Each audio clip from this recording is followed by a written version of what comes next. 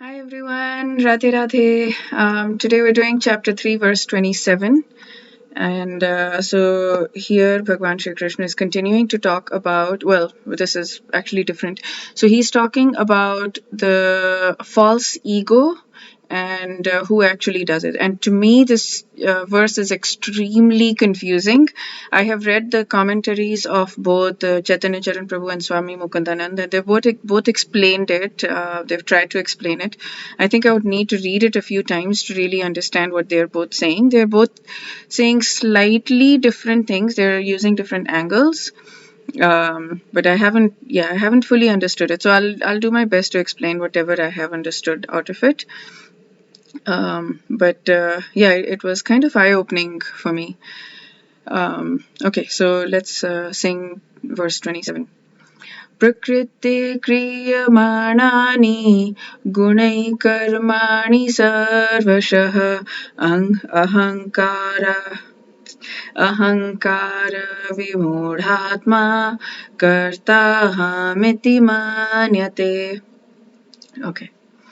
So the translation is the spirit soul is bewildered by the influence of the false ego and thinks himself as the doer of activities that are actually carried out by the three modes of material nature. So what the verse is saying is that the spirit soul can be bewildered by the false ego, and the false ego makes us think that we are the doer, and as soon as the ego is aside, there is so much depth to this that I don't understand. But as soon as the ego is aside, we realize that we are not the doer.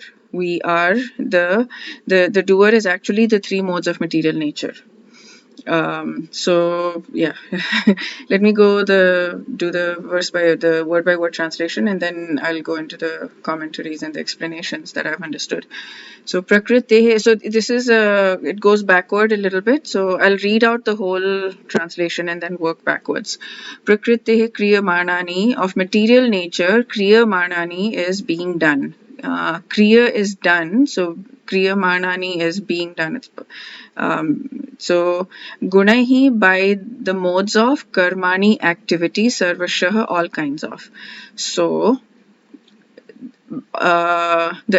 all kinds of activities are being done by the modes of material nature. That's from here.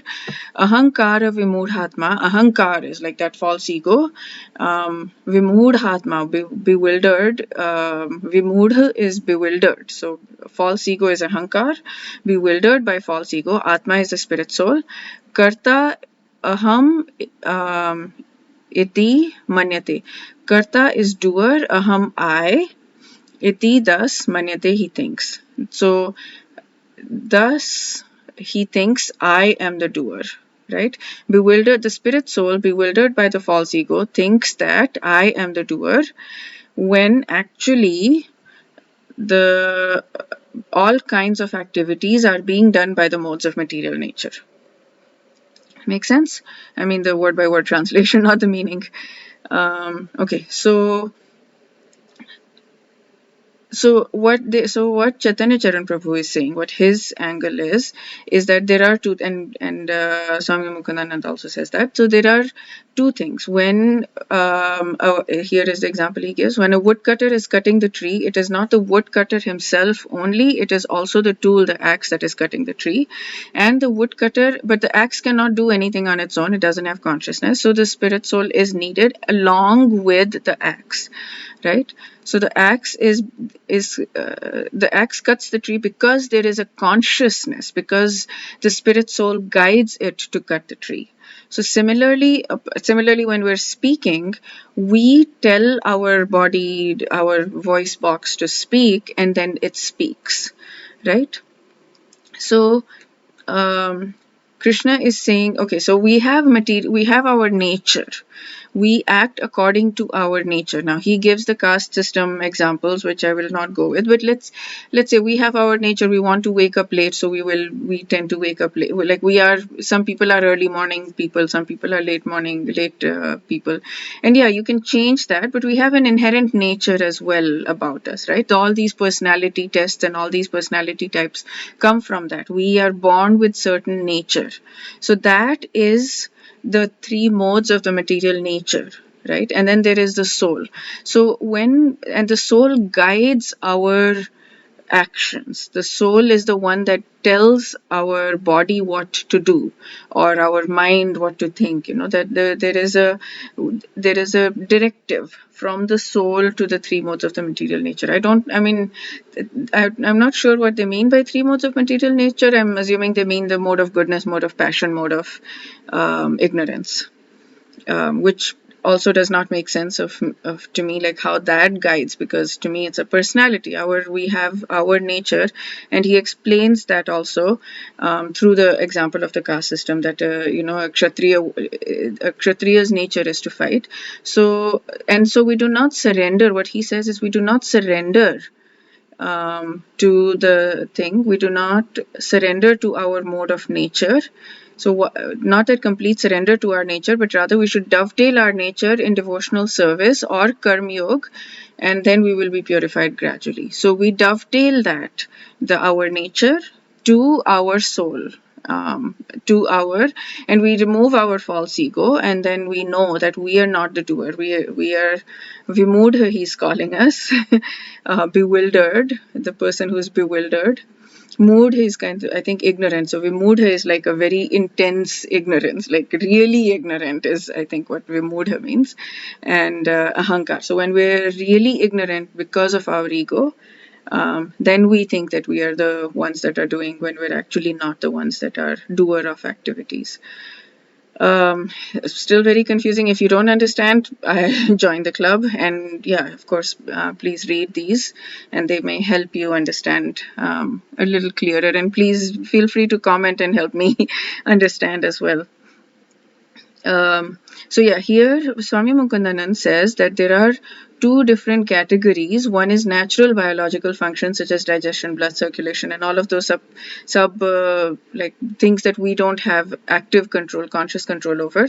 And then the conscious activities such as speaking, hearing, walking, all of that. And both of these are performed by the mind, body, senses mechanism, right? These are material things that are performing it. When I'm speaking, then my voice is coming from the material nature. And so he is talking about goodness, passion, and ignorance.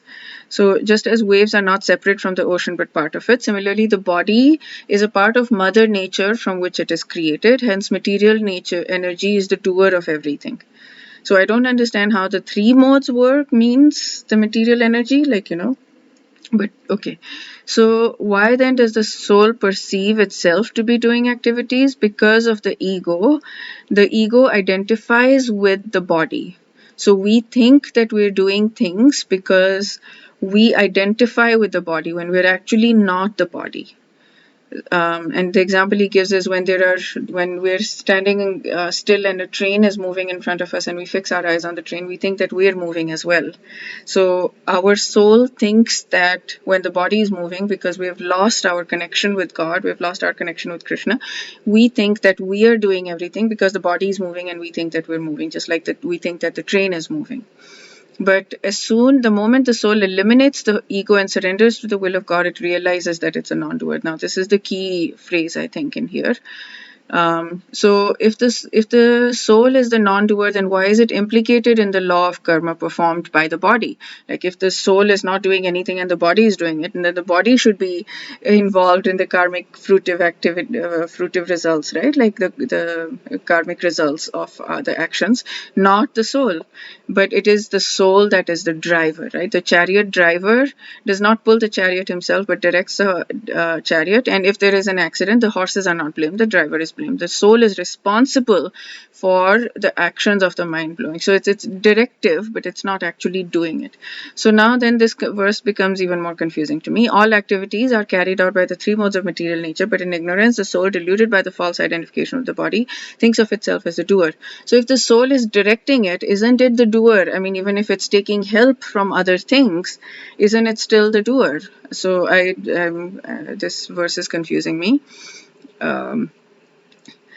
I mean, sure, it's not the actual doer. It is a material energy that is doing it. It is the body that is doing it. I get that. So if the woodcutter is cutting the wood, if a woodcutter is cutting a tree, then yes, the axe is cutting the tree, and the woodcutter knows that. But the woodcutter is the one who will be blamed, right? So the woodcut, like he said here, so isn't the woodcutter the doer? The woodcutter is the one that's driving it. The woodcutter is the one that's leading that process. So isn't the woodcutter then actually the doer?